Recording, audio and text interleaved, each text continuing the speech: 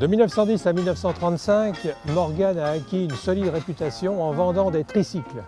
Un siècle plus tard, le constructeur britannique revient avec le même concept, basique, pas de porte, pas de toit, pas de capote, tout est rustique, il faut aller s'équiper pour la conduire. Avec la three-wheeler, on peut la jouer gentleman farmer, ou encore pilote de l'entre-deux-guerres, mais aussi pionnier des débuts de l'automobile. Mais ce que je préfère, c'est à la Top Gear, surtout pour faire des kilomètres en hiver.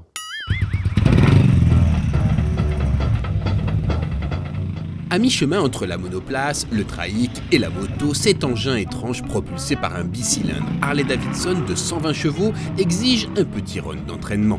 Sous les grilles du château de la Roche-Guyon, il nous a fallu s'adapter aux multiples contraintes liées à l'absence de tout élément de confort et appréhender un comportement pour le moins rustique et parfois brutal. Sans assistance de direction ni ABS, ni le moindre système électronique de contrôle de trajectoire, le pilotage réclame du doigté. Grâce à son poids plume de 490 kg, le three-wheeler est en effet capable d'atteindre 185 km/h et de passer de 0 à 100 km/h en moins de 5 secondes. Sensations et émotions fortes sont au rendez-vous au risque d'entamer le physique du conducteur. La voiture est relativement fatigante à conduire parce qu'elle est très bruyante. Le bicylindre Harley donne de la voix puisque les échappements passent de chaque côté de la voiture. Il y a beaucoup de vibrations qui remontent dans le volant, dans la colonne de direction. Et puis il faut surveiller cette grosse roue arrière qui ne demande qu'à glisser lorsque, par malheur, le couple est trop fort. Mais la voiture reste très amusante quoi qu'il arrive. Paradoxal jusqu'à l'extrême, le three-wheeler séduit alors qu'il cumule les inconvénients. Ébloui comme un gamin devant un sapin de Noël, on oublie l'inconfort de la position de conduite, la dureté de la pédale d'embrayage, le freinage très moyen et un rayon de braquage rendant tout stationnement compliqué et presque risqué. On regrette toujours sur les voitures modernes le manque d'accessibilité mécanique. Ici, c'est tout le contraire.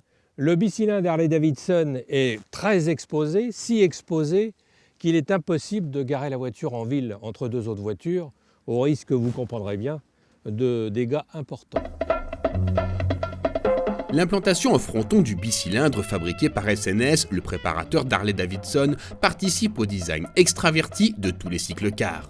Sur un engin de 3,22 m de long, impossible de faire autrement, le capot avant ne cachant qu'un réservoir d'huile et une batterie. Très fun, les échappements courent le long du fuselage.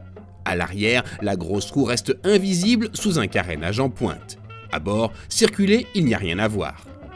Le tableau de bord est vraiment minimaliste, pas vraiment fonctionnel, pas tellement lisible. Et le détail qui tue, c'est la gâchette. En soulevant, on se croirait presque dans un avion de combat. On appuie, ici, ça n'est pas pour envoyer un missile, mais c'est tout simplement pour lancer le moteur. Ce qui est rare et cher, et inversement. Le three-wheeler, produit à seulement 300 exemplaires par an, coûte 39 500 ou 44 000 € selon la finition. En France, comptez 1 an de délai pour en prendre livraison.